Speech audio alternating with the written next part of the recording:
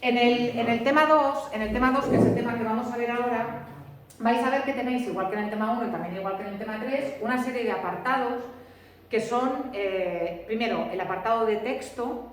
En este caso vamos a hablar de los textos prescriptivos y ya veréis que los textos prescriptivos están formados por el conjunto de textos que en realidad tienen dos funciones. Por una parte tienen la función instructiva, que son los que vamos a estudiar, y luego la normativa, que serían las de las leyes, decretos, normas y eso, que simplemente yo os los citaré, pero que ni los trabajaremos ni os voy a hacer escribir ninguna ley, solo faltaría, bueno, a lo mejor la redactaríamos mejor que algunos, pero bueno, en general son muy difíciles. También respecto de los textos, vamos a hablar de las presentaciones orales y aprovechando que tenemos el texto prescriptivo, también os voy a explicar cuáles son las características de un buen videotutorial, cómo tiene que ser, cómo si en algún momento queréis publicar algún videotutorial de cualquier cosa que sepáis hacer o que queráis hacer, os voy a dar como 4 consejos básicos y también vais a tener 2 vídeos donde se explica muy bien cómo hacer un buen videotutorial. Evidentemente, lo que yo hago en clase no son videotutoriales, esto es una clase grabada de forma cutre salchichera, pero que os ayuda si no venís a clase, pero en realidad no es un videotutorial. El videotutorial, tengo alguno hecho por ahí, que después sí que ya veréis, son otra cosa. Entonces, repito, voy a aprovechar eso, las presentaciones orales, para explicaros un tipo de texto instructivo particular que es el videotutorial. Cuando hablemos después de morfosintaxis, en este caso de morfología todavía, vamos a hablar de las categorías gramaticales que nos quedan por ver, que son las categorías variables, las categorías invariables. En el tema anterior y en primero vimos las categorías variables, vimos el verbo, el sustantivo, el adjetivo, el pronombre y el determinante, y en este tema vamos a ver las que nos quedan, que vais a ver que son más fáciles, porque son invariables. Entonces aquí ni hay género, ni hay número, ni hay persona. O sea, hay una opción, punto. Y vamos a hablar del adverbio, vamos a hablar de la preposición, vamos a hablar de la conjunción, y después aquí no os lo he puesto, pero sí que tenéis... no lo he puesto porque está aquí, está mal colocado. Esto tendría que estar aquí arriba, La interjección va arriba, luego lo corregís, a veces se mueve, entonces se ha movido y no sé cómo salió impreso. La interjección es otra categoría gramatical, no va dentro del género lírico, evidentemente. Dentro de la literatura, ahí sí que vamos a ver el género lírico. En el tema anterior habíamos visto el género dramático teatral, en este tema vamos a hablar del género lírico. Y cuando hablemos del género lírico, repito la interjección aquí arriba, vamos a hablar de 3 aspectos del género lírico. El género lírico es la poesía, para entendernos. Vamos a hablar de los recursos estilísticos, de qué es una metáfora, qué es una literación, qué es un símil o comparación, por qué los utilizamos. Un poco en primero, pues. Efectivamente, el primero vimos los básicos y ahora el segundo nos vamos a ampliar. Después vamos a hablar de la métrica, de cómo se miden los poemas, y eso lo vais a necesitar luego en tercero y en cuarto, porque pensad que nosotros ahora estamos poniendo las bases, los fundamentos teóricos, para después lo que vamos a ver que es la historia de la literatura. Claro, cuando yo llegue después a tercero y os explique en la literatura del siglo XIII, el Mester de Clerecía utiliza una estrofa que son 4 versos de rima consonante, vosotros tenéis que saber qué es un verso, qué es una estrofa y qué es rima consonante, porque si no, os lo vais a aprender de memoria como loritos, pero después cuando os explique que la métrica de los cantares de gesta son tiradas de versos asonantes, ya os vais a estar perdidos. Por tanto, os voy a explicar cómo se miden los versos, qué es rima sonante, qué es rima consonante, qué es un verso, qué es una estrofa, y repito, eso es la base para luego lo que vamos a ver después en tercero y en cuarto. Y después vamos a hablar de los llamados tópicos literarios. A lo mejor os suena una expresión como carpe diem. Sí. ¿A qué sí que os suena? Vale, pues eso es un tópico literario. Déjà vu y todo esto. Vale, veréis que un tópico literario es un motivo que en diferentes épocas de la literatura se va repitiendo de diferentes maneras. Muchas veces tienen expresiones latinas, el tempus fugit, que a lo mejor también os suena, memento mori. Os los voy a explicar 5 o 6, que son los... Como lo de habemus papa y todo eso también. Vale, esos son latinismos, eso es otra cosa. Esto se refiere a temas que aparecen constantemente en la historia de la literatura de diferentes maneras, lo veremos. Y después en ortografía vamos a hablar de la tilde diacrítica y atención, vamos a empezar con los signos de puntuación.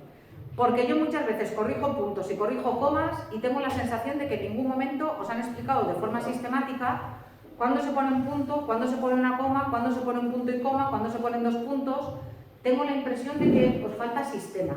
Entonces, estos en teoría se ven bien en cuarto, pero para que no lleguéis hasta cuarto y tengamos problemas con los signos de puntuación, que es algo básico para redactar bien, lo que vamos a hacer es empezar a hacer también lo básico, cuando ponemos un punto, cuando ponemos una coma, cuando ponemos un punto y coma. En el siguiente tema veremos los que nos faltan.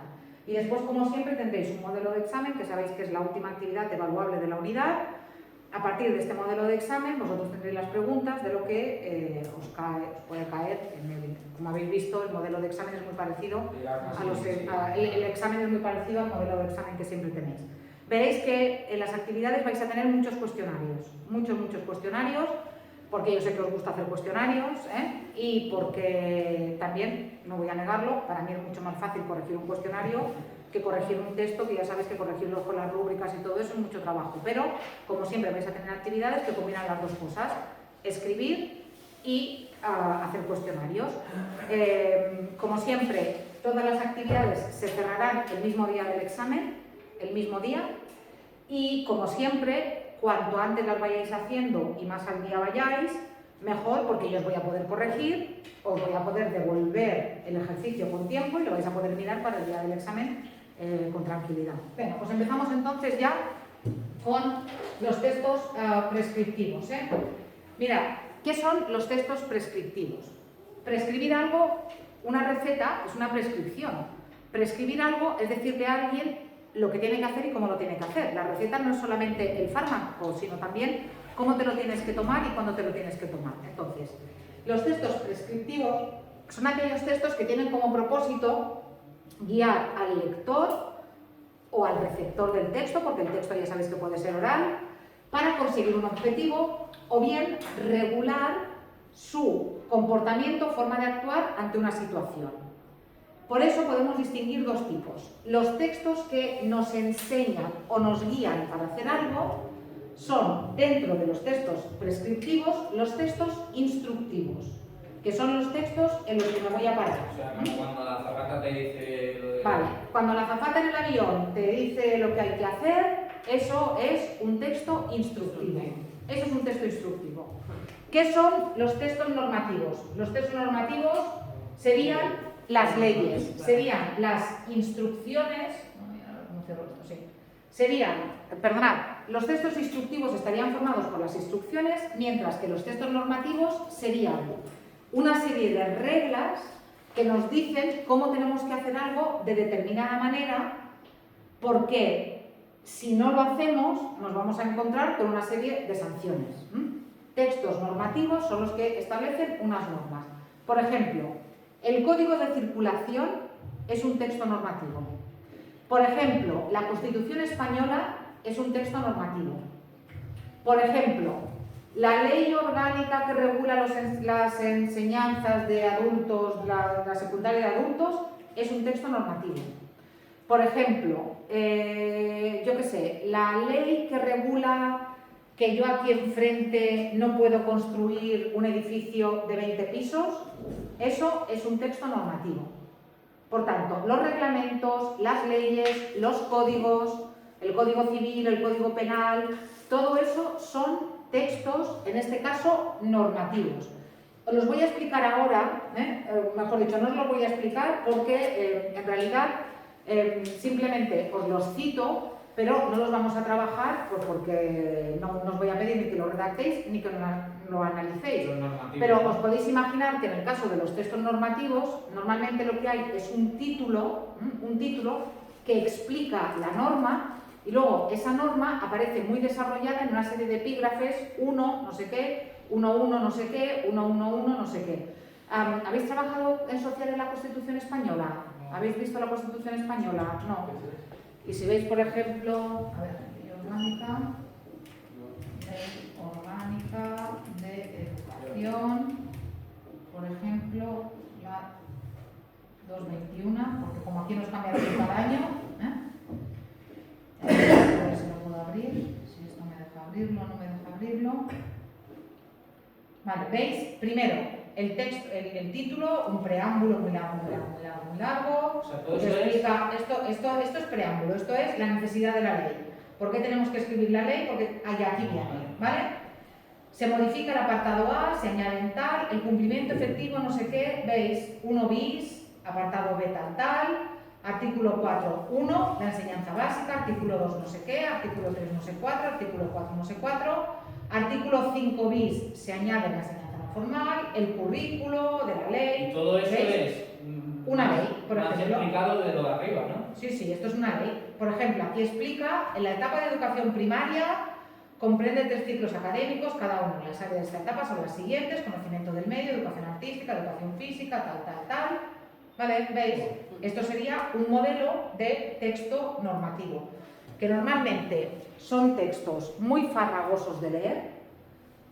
Se publican, cuando son oficiales del Estado, se publican en el BOE, en el Boletín Oficial del Estado. Cuando son textos de las Islas Baleares, en el BOI, que es el Boletín Oficial de las Islas Baleares. Las leyes que se refieren a las islas se publican en el BOI, las leyes que se refieren al Estado se publican en el BOE. Pero luego pensad que las leyes van hacia abajo, es decir, nosotros, por ejemplo, en el centro tenemos un reglamento de régimen interno que dice que quien se porta mal puede recibir una sanción. Ese tipo de normas derivan después de estas normas mayores y se van concretando. Sí, pero siempre tiene la misma estructura, el título que explica de qué trata y después diferentes apartados y subapartados que van desarrollando los diferentes aspectos de la norma. ¿De acuerdo? Y ya está, ya no os voy a explicar nada más de los textos normativos. ¿En qué nos vamos a centrar? En lo que me interesa, que es lo que vais a tener que escribir y trabajar, que son los textos instructivos. ¿Qué son los textos instructivos? Bueno, el texto instructivo clásico, típico y tópico es el de la receta de cocina. Cuando vosotros tenéis una receta de cocina, ¿qué tenéis? Fijaos, tenéis un texto en el que tenéis un título, en este caso churros, pero podría ser cómo preparar churros, cómo hacer churros, receta para hacer churros, me da igual. Después, ¿qué tendríais? En el caso de la receta tenéis unos ingredientes. O sea, primero van los ingredientes. En las recetas de cocina sí. Primero van los ingredientes. Primero van los ingredientes y después ¿qué van? Y después van las instrucciones en forma de pasos ordenados de manera lógica. Esto es básico en los textos instructivos. En el caso de la receta es obvio. Vosotros no podéis freír los churros si primero no habéis preparado la masa. Primero tendréis que preparar la masa y una vez tengáis la masa y hayáis hecho todos los pasos que tenéis y les hayáis dado forma, después ya podréis freír los churros. Pero si no, ¿qué vais a empezar? ¿Tirando los ingredientes y que se frían todos? Entonces, es muy importante en los textos instructivos seguir un orden, fijaos, 1, 2, 3 y 4. Aquí en este caso los tenéis en forma de columna, tenéis incluso, luego hablaremos de las ilustraciones, el material gráfico de apoyo, si queréis decirlo así. Pero lo que es importante es que los pasos tienen que estar ordenados y tienen que seguir una secuencia lógica para que nosotros consigamos llegar a un fin determinado.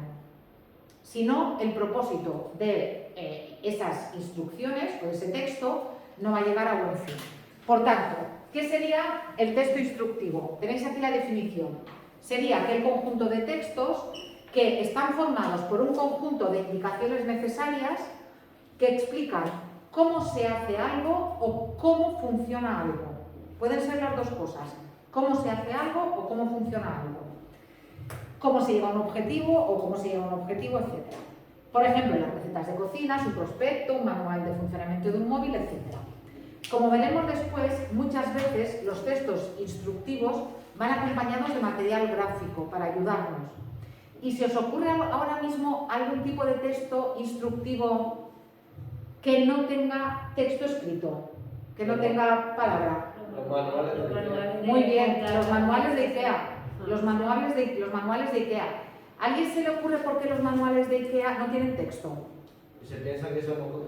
No, porque no vienen ilustrados en imágenes. ¿Vale? ¿Y por qué? En lugar de tener texto, ¿por qué vienen ilustrados solamente en imágenes? Porque A ver, ¿por qué? Porque no hay nada que decir. Porque no hay nada que decir, sí que hay que decir. A mí me gustaría que me dijeran aprieta el tornillo, en lugar de que me pusieran una foto allí con un destornillador así. Yo preferiría que me dijeran aprieta el tornillo.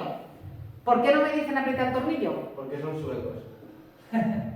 ¿Y?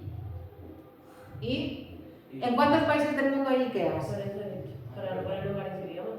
Ah, es que no te había oído. Como habláis todos a la vez, Ah, si en Ikea, no sé, ahora me voy a inventar, pero a lo mejor hay 80 países del mundo donde hay Ikea y a lo mejor en esos 80 países se hablan 35 lenguas, ¿vale?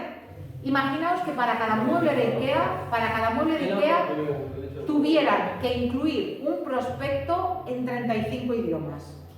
No me da la vida, ¿eh? Efectivamente, no les da la vida. Entonces, ¿por qué han optado? Han optado por textos instructivos sin letra.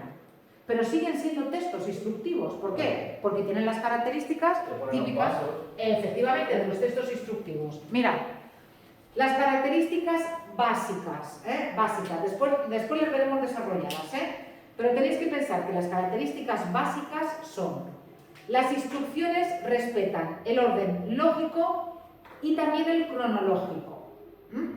En el sentido de que primero tengo que hacer esto, segundo tengo que hacer esto, tercero tengo que hacer esto, de forma lógica pero también cronológica. Si yo voy a hacer, por ejemplo, un bizcocho, es probable que la primera instrucción sea que encienda el horno. Para que cuando yo termine de hacer la masa, ya pueda meter la masa en el horno antes de que se me baje, si he subido las claras, de que se me haga boom, o si le he puesto levadura, para que no empiece la fermentación antes de meterlo en el horno, que luego no me va a salir bien. Entonces, ese sería el orden cronológico, porque lo lógico sería que yo encendiera el horno al final. Pero si no lo hago de esa manera, cuando yo meta el pastel en el horno no me va a salir bien. Por tanto, orden lógico y cronológico, ¿vale? Después, con frecuencia, esos textos se apoyan en material icónico que ilustra las instrucciones. Por ejemplo, flechas, por ejemplo, números grandes, por ejemplo, dibujos. Pongo material icónico porque no son solamente dibujos, puede ser diferente tipo de material. Además de todo esto, mirad, suelen adoptar un formato sintético y encuadrado con numeración de los pasos, fases o etapas. Son textos que normalmente tienen o viñetas en el sentido de guiones y subguiones, o bien nos encontramos con 1, 1, 1 o 1, A, B, C. Normalmente están escritos de esa manera, que sería una forma sintética, reducida. Aquí nada de adjetivos, aquí nada de literatura, aquí nada de creación. Aquí, imaginaos que en Ikea, coja la balda de bella madera y acaríciela con sus suaves manos mientras... Y diría, se ha flipado, pero bien, No, evidentemente no. Sí. Numeración, como os he dicho. ¿Qué tiempos verbales se suelen utilizar? Después lo veremos desarrollado, pero o bien se utiliza el infinitivo, o bien se utiliza el imperativo, y a veces también se utilizan formas. En el caso, por ejemplo, de las leyes, en el caso de los textos normativos, se utilizan muchas veces formas impersonales. Se prohíbe, hay que, es necesario, ese tipo de expresiones. Y atención, se trata de que los textos instructivos y también los normativos estén escritos con la mayor claridad y la menor ambigüedad posible. Imaginaos, por ejemplo, que el código de circulación estuviera redactado de manera que yo no sé si me salto el límite de velocidad va a venir la Guardia Civil y me va a dar una colleja, o la Guardia Civil me va a poner una multa de 100 euros, o la Guardia Civil me va a quitar el carnet de conducir. El texto tiene que estar redactado de una manera que yo entienda de forma unívoca, es decir, solamente con una posible interpretación, que si yo me paso de 10 kilómetros me van a poner una multa de 100 euros y me van a quitar un punto. Pero que como me pase de 20 kilómetros me van a poner una multa de 300 y me van a quitar 3 puntos. Ahora esto me lo estoy inventando.